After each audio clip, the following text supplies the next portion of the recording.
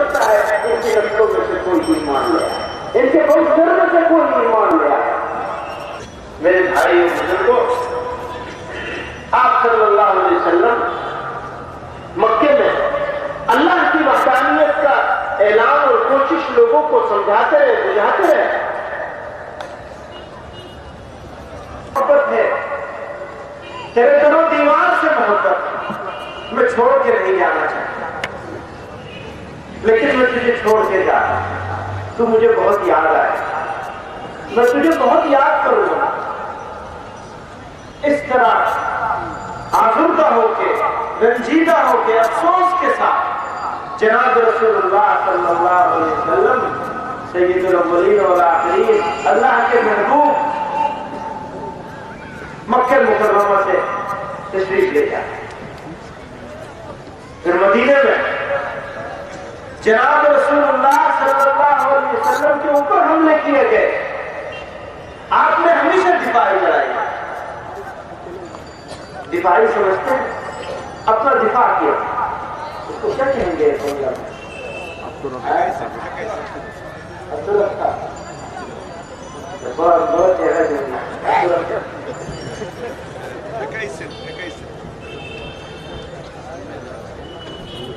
برتی رکھا، ہاں یہ ٹھیک ہے، برتی رکھا کل جرم میں لڑائی لڑتے ہیں، کبھی حملہ نہیں کیا جناب رسول اللہ صلی اللہ علیہ وسلم۔ ہاں جب مجبور کر دیے گئے اور وہ صلح حدیبیہ بھی توڑ دی تو جناب رسول اللہ صلی اللہ علیہ وسلم مکہ تشریف لائے، اور یاد کیجیے مکہ فتح ہو گیا، جناب رسول اللہ صلی اللہ علیہ وسلم نے مکے کو فتح فرما دیا۔ تو ایک صحابی نے، جن کے ہاتھ میں جھنڈا تھا، انہوں نے فرمایا یوم یوم الملحمہ، آج گوشت کاٹنے کا دن ہے، آج بدلہ لینے کا دن ہے۔ انہیں اپنے وہ سارے پرانے ظلم یاد آ گئے جو ان کے اوپر کیے تھے مکے والوں نے۔ بتائیے کیا غلط کیا تھا اعلان میں؟ نہیں، غلط اعلان نہیں تھا، لیکن جناب رسول اللہ صلی اللہ علیہ وسلم کی مہربانیوں پر قربان جائیے۔ آپ کیا فرما رہے ہیں؟ نہیں، بالکل نہیں۔ اليوم یوم المرحمہ، آج رحمت کا دن ہے، کرم کا دن ہے، مہربانیوں کا دن ہے، آج لوگوں پر رحمت ہوگی۔ اور پھر یہی نہیں بلکہ یہ بھی اعلان کیا کہ جتنے بڑے بڑے سردار ہیں مکے کے، جنہوں نے ظلم کی انتہا کر رکھی تھی، ان سب کا نام لے کے ان سب کو معاف کیا گیا۔ ابو سفیان یہ کہتے تھے کہ مجھے اس بات کا یقین تھا، اس بات کا وشواس تھا مجھے کہ آج مکہ فتح ہوا ہے تو میری باری ختم کر دی جائے گی، زمین سے ملا دی جائے گی، ماٹی میں ملا دی جائے گی میری باری۔ لیکن جناب رسول اللہ صلی اللہ علیہ وسلم نے کہلوا دیا کہ ابو سفیان سے کہہ دو جا کے میں نے ان کو معاف کیا، ابو سفیان کو بھی معاف کیا۔ اور یہی نہیں، یہ کہا جس کو ابو سفیان امان دے دیں گے ان کو بھی معاف کیا امان۔ اس نے کہا نا میرے گھر والوں کا کیا ہوگا، میرے فیملی کا، پریوار کا کیا ہوگا؟ کہا جس کو تم امان دے دو گے اس کو بھی ہم نے امان دی۔ میرے بھائیوں بزرگوں، یہ تھا جناب رسول اللہ صلی اللہ علیہ وسلم کا ایک عمل، ایک راز ان کا وہ تھا جو انہوں نے طائف میں کیا، اعلان کیا تھا کہ میں رحمت بنا کے بھیجا گیا، اور پھر جب اپنے ہاتھ سے شتروں کو سزا دینے کا سمے آیا تو بھی آپ نے سب کو معاف کیا، ان کی سرداری کو بھی معاف کیا۔ میرے بھائیوں بزرگوں، وہ جس خاندان کے پاس بیت اللہ کی چابی رہتی تھی، آپ صلی اللہ علیہ وسلم نے چابی لے لی،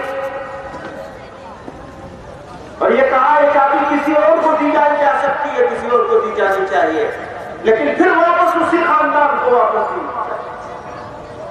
اور یہ بھی کہا ان سے چھینے گا وہ ظالموں۔ جناب رسول اللہ صلی اللہ علیہ وسلم ہر ظلم سہتے رہے، لیکن ہمیشہ آپ صلی اللہ علیہ وسلم نے ظلم کرنا گوارا اور ظلم کا بدلہ بھی نہیں لیا، معاف کرتے رہے۔ آج ہم لوگ جناب رسول اللہ صلی اللہ علیہ وسلم کا نام لیتے ہیں، ان کے نام لیوا بنتے ہیں، ہم یہ کہتے ہیں کہ جناب رسول اللہ صلی اللہ علیہ وسلم کی بے عزتی بے حرمتی اگر کوئی کرے ہمیں برداشت نہیں، ہمیں منظور نہیں۔ ایسا ہی ہے نا، ہم سب کچھ برداشت کر سکتے ہیں، لیکن جناب رسول اللہ صلی اللہ علیہ وسلم کی کوئی شان میں کوئی گستاخی کرے ہمیں منظور نہیں۔ لیکن میرے بھائیوں بزرگوں، ہمیں خود بھی دیکھنا ہوگا، ہم ان کے فالوور ہیں، ان کے راستے پہ چلنے والے ہیں، کیا ہم ان کے راستے پہ پوری طرح چل رہے ہیں؟ کیا چل رہے ہیں؟ مسلمان سب کچھ ہو سکتا ہے لیکن ظالم نہیں ہو سکتا، وہ ظلم سہ سکتا ہے لیکن ظلم کر نہیں سکتا۔ جناب رسول اللہ صلی اللہ علیہ وسلم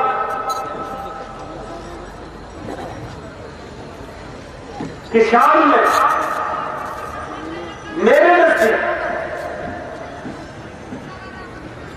سب سے پہلے ہمیں اپنا محاسبہ کرنا کہ ہم نبی کے راستے میں کتنا چل رہے ہیں صلی اللہ علیہ وسلم۔ اگر ہم ان کے راستے میں چل رہے ہیں، آج وہ جو نبی رحمت تھے وہ صرف امت کے لیے نہیں، پوری انسانیت کے لیے رحمت تھے۔ بتائیے وہ نبی صرف مسلمانوں کے ہیں یا پوری انسانیت کے نبی؟ اللہ نے پوری انسانیت کے لیے رحمت بنا کے آپ صلی اللہ علیہ وسلم کو بھیجا تھا۔ آج ہمارے دشمنوں کو ہمارے شتروؤں کو اس کا موقع مل گیا کہ وہ آپ کی شان میں گستاخی کر رہے ہیں، اس کا جواب کیسے دیا جائے؟ جواب لڑائی سے، ڈنڈے سے، بندوق سے، بم سے نہیں، اپنے عمل سے جواب دینا ہے کہ جیسے وہ تھے ایسے ہم بن کر کے دکھائیں گے۔ وہ تکلیف برداشت کرتے تھے لیکن ظلم کرنے کے لیے تیار نہیں تھے، بدلہ بھی لینے کے لیے تیار نہیں تھے، جو حق بدلا۔ آج دیکھیے وہ ملک، وہ دیش جو دنیا میں اپنے آپ کو سب سے بڑی سویلائزڈ سوسائٹی کہتے ہیں، دوسرے ملکوں پہ جا کر حملہ کرتے ہیں اور پھر لسٹ نکالتے ہیں، موسٹ وانٹیڈ لوگوں کی لسٹ نکالتے ہیں، ان کو پکڑتے ہیں، ان سے مقابلہ کرتے ہیں، ان کو مار دیتے ہیں، جھوٹی عدالتوں کے ذریعے سے سزا دیتے ہیں، جو اپنے آپ کو سویلائزڈ کہتے ہیں۔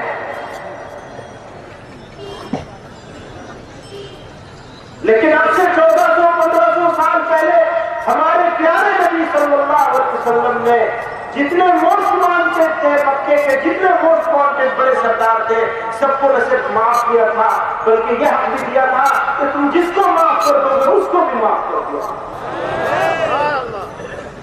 میرے بھائیوں بزرگوں، ہمیں وچار کرنا ہے، ہمیں سوچنا ہے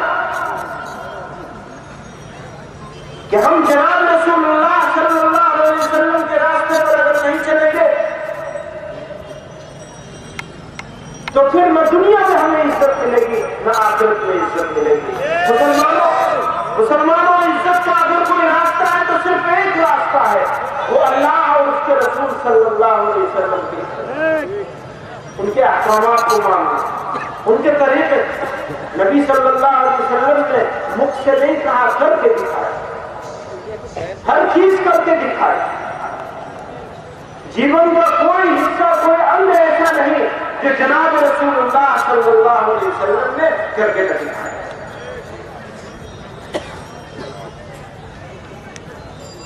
وشو شانتی کی بات، دنیا کے امن کی بات،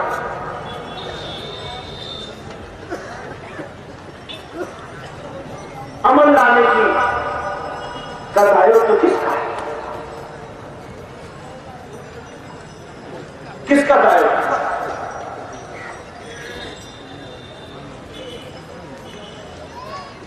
ان لوگوں کا جو امن کے نام پر فساد پھیلا رہے ہیں، امن کے نام پر فساد پھیلا رہے ہیں، انصاف کے نام پر ظلم کر رہے ہیں، لوگوں کو بچانے کے کا نام لے کر لوگوں کو قتل کر رہے ہیں۔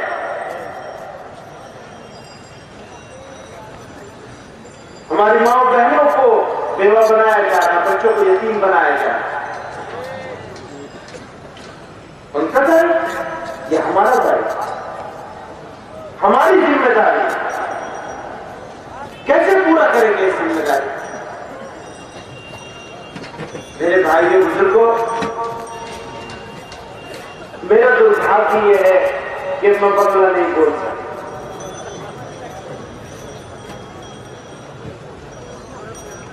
آپ کی بھاشا کہتے ہیں زبانیں یار من ترکی وہ من ترکی میں نہیں جاتا۔ میرے یار کی، میرے دوست کی زبان جو ہے، بھاشا جو ہے ترکی ہے، اور میں ترکی جانتا نہیں کسی شاعر میں، تو میری بھاشا تو بنگلہ نہیں، اردو بھاشی، اپنا بھاشا تو بولتے پارے ہیں۔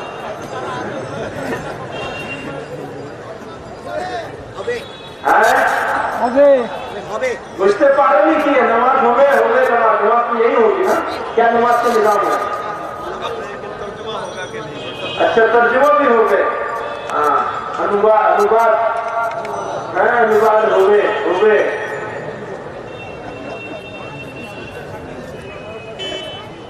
لیکن میری سنتا تو بس شیش ہو رہی ہے،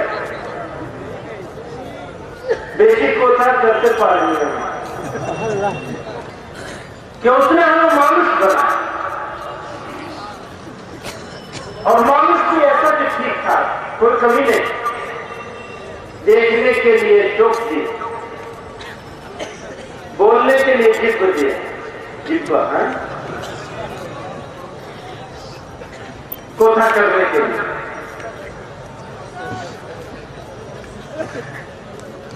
سننے کے لیے کام دیا، کام کاج کے لیے انگنت نعمتیں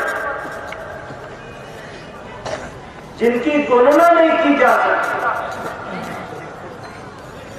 اتنی نعمتیں کہ ہم اس کی گننا نہیں کر سکتے، اللہ نے دی، پھر عقل دے دی، پاگل نہیں بنایا۔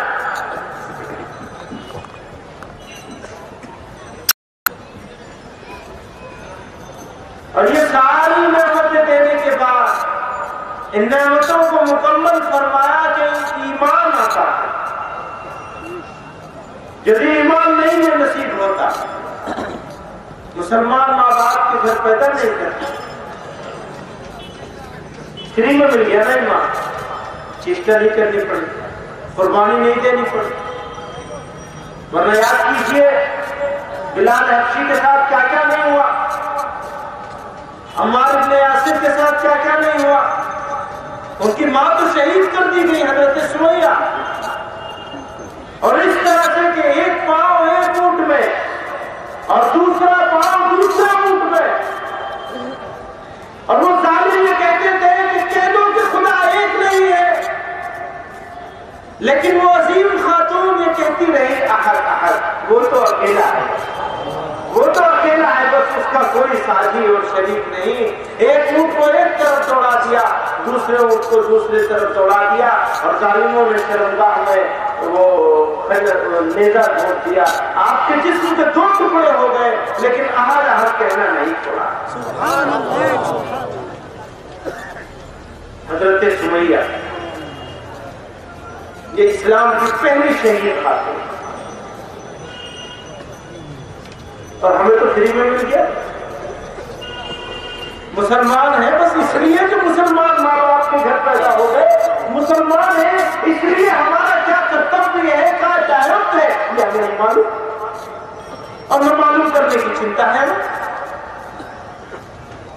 اس کان سے سنیں گے اس کان سے نکال دیں گے. لمبی لمبی تقریریں ہوں گی, خوب سارے شعر ہوں گے, بنگلہ کے بھی, فارسی کے بھی, اردو کے بھی, اور جہاں جیسے آئے تھے اپنے گھر سے ویسے ہی واپس چلے جائیں گے. یہ ہم لوگوں کا حال ہے. جب تک ہم اپنے آپ کو نہیں بدلیں گے زمانے کو کیسے بدل سکتے ہیں مسلمانوں؟ اگر آپ کو دنیا کو بدلنا ہے, بدلنے کو کیا کہتے ہیں بنگلہ میں؟ بدلنا ہے دنیا کو, یہ نہیں بدلنا ہے. بتائیے آپ محمد رسول اللہ صلی اللہ علیہ وسلم کی امت ہے اور ان کے امتی ہونے کے ناطے آپ کا دائرت ہے نہیں ہے کہ دنیا کو بدلنے کی چیسٹا کریں؟ بدلنا آپ کی دائرت نہیں ہے اور بدلنے کی چیسٹا کرنا تو آپ کا دائرت ہے. یہ دعوت ہے, فرض ہے یا نہیں ہے؟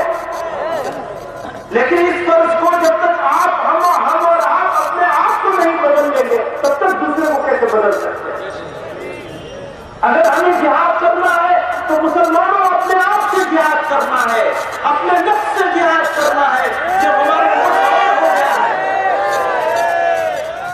اگر ہم اپنے نفس سے جہاد نہیں کر سکے, اگر ہم اپنے آپ کو جناب رسول اللہ صلی اللہ علیہ وسلم کے طریقے پر چلانے کے چیسٹا کرنے میں کامیاب نہ ہو سکے تو دوسرے کو کیسے بدل سکتے ہیں؟ میرے بھائیوں بزرگوں, آج اللہ رب العزت نے ہم کو یہ ایمان عطا فرمایا, ہمیں اس کی قدر کرنی چاہیے اور یہ چیسٹا کرنی چاہیے کہ اس ایمان کی صحیح معنوں میں قدر کریں. اگر ہم لوگ اس ایمان کی قدر کرنے میں کامیاب ہو گئے, سفل ہو گئے, سفل ہو گئے